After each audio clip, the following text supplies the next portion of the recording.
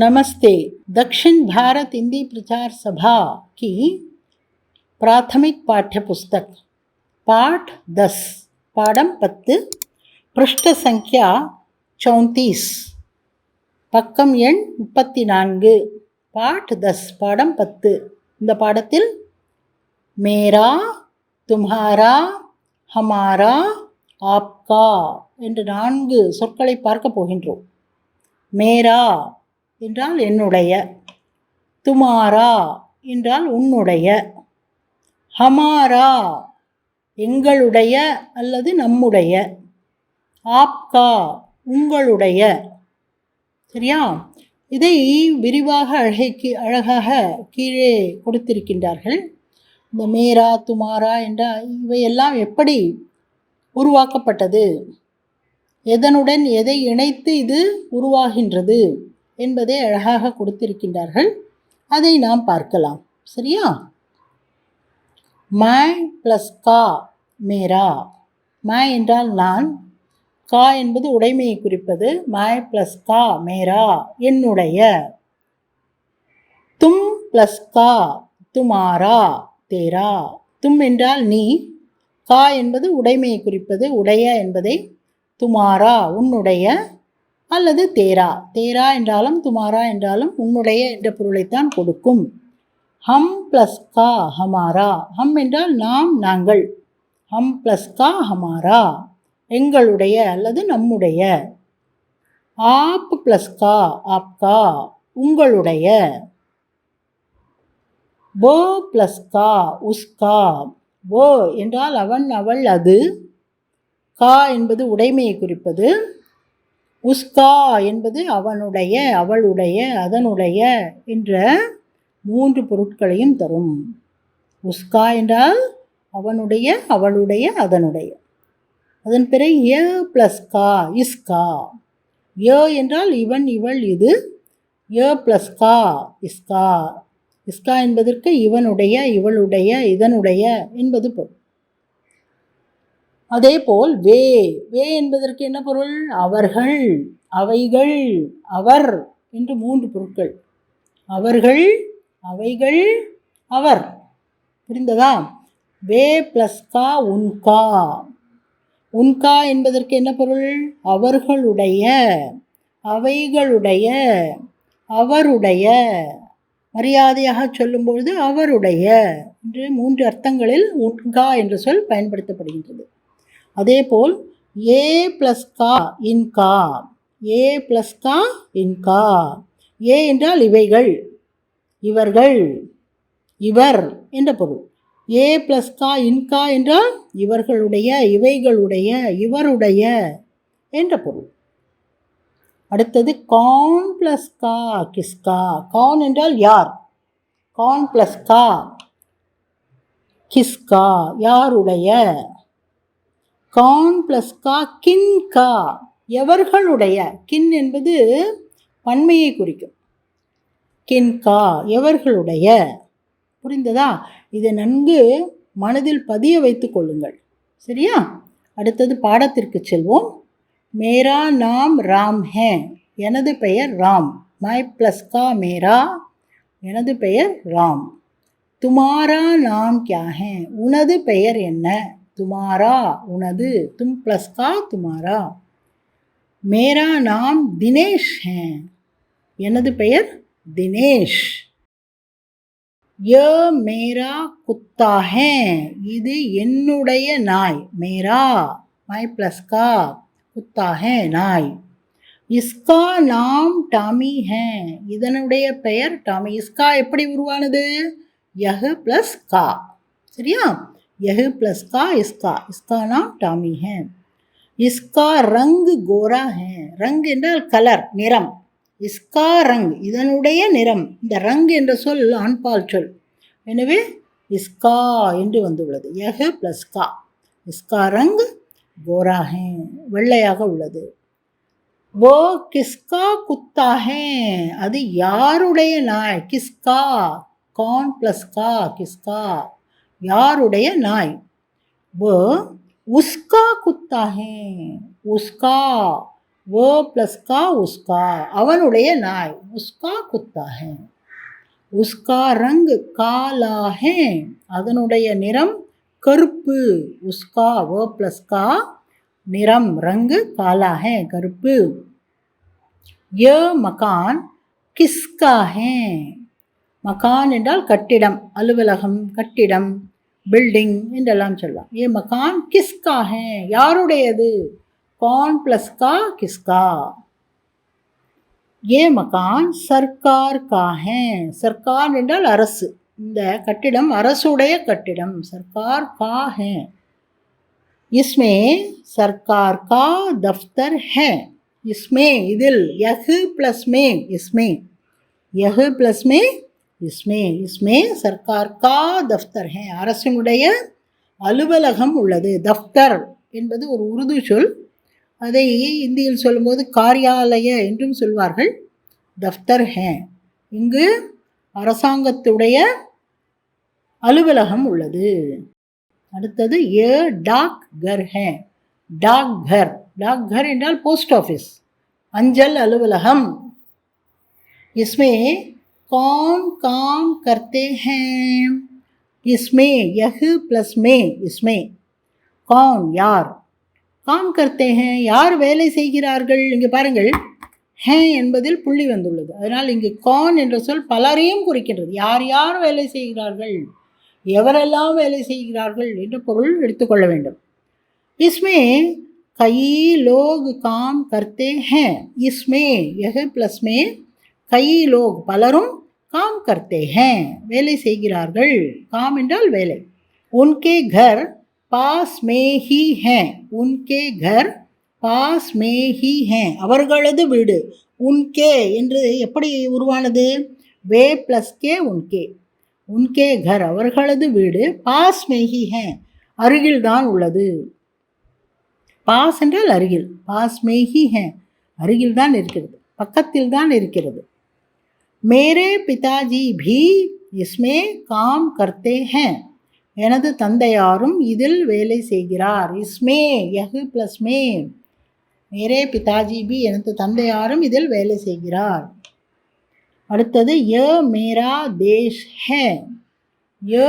மேரா தேஷ் ஹே இது எனது தேசம் மை ப்ளஸ் கா மேரா தேஷ் ஹே எனது தேசம் ய துமாரா தேஷ் ஹே இது உனது தேசம் துமாரா தும் ப்ளஸ் கா तुम्हारा देश है ये आपका देश है இது உங்களுடைய தேசம் आप प्लस का आपका देश தேசம் ये हमारा देश है हम प्लस का हमारा ये हमारा देश है இது நமது தேசம் भारत हमारा देश है பாரதம் நமது தேசம் அடுத்த பக்கத்திற்கு போகலாமா पृष्ठ संख्या 35 பக்கம் எண் 35 ये बैलगाड़ी है இது மாட்டு வண்டி बैलगाड़ी என்றால் மாட்டு வண்டி बुलक कार्ट ये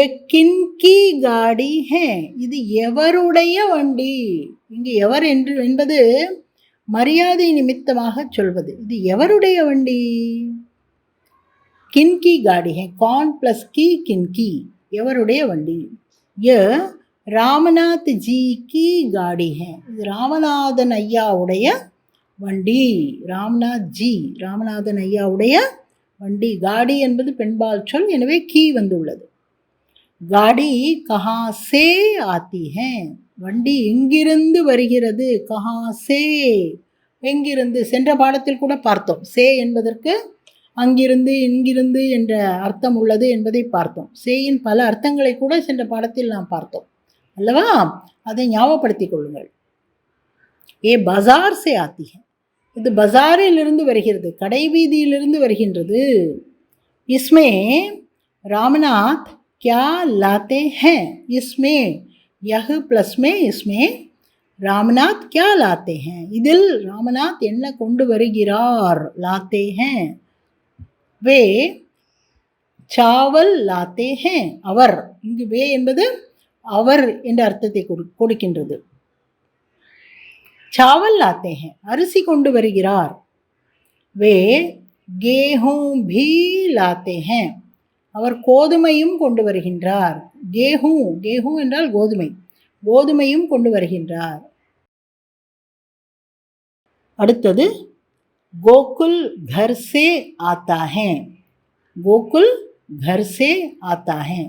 கோகுல் வீட்டிலிருந்து வருகின்றான். घर से வீட்டிலிருந்து, आता है வருகின்றான். उसका स्कूल दूर है. उसका स्कूल दूर है அவனது பள்ளிக்கூடம் தொலைவில் உள்ளது. उसका वह प्लस का उसका. वो घर से पैदल आता है அவன் வீட்டிலிருந்து நடந்து வருகின்றான். पैदल आता है என்றால் நடந்து வருகின்றான்.